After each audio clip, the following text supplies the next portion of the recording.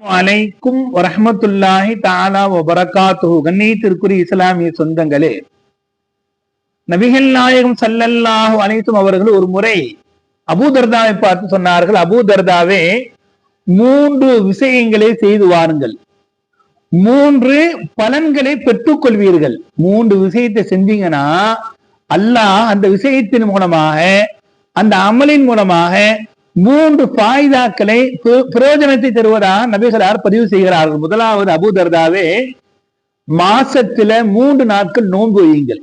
மாதத்தில் 3 நாட்கள் நோன்பு வைப்பது உங்களுடைய உடலுடைய ஆஃபியத்தை அதிகப்படுத்தும். உடலுடைய உபாதைகளை நீக்கி உடலில் அல்லாஹ் ஒரு விதமான புத்துணர்ச்சியை கொடுப்பதாக நபிகளார் பதிவு செய்கின்றார்கள். இரண்டாவதாக, அபூதர்தாவே, தினந்தோறும் வித்ரு தொழுகாமல் படுக்கைக்கு செல்ல வேண்டாம். கடைசி தொழுகை வாஜிபுல் வித்ரு, வித்ருடைய தொழுகை தொழுததற்கு பிறகு நீங்கள் தூங்கத்தை இல்லுங்கள். அந்த தூக்கத்தை அல்லாஹ் பரக்கத் செய்வதாக அபூதர்தாவை பார்த்து நபிகளார் பதிவு செய்கின்றார்கள்.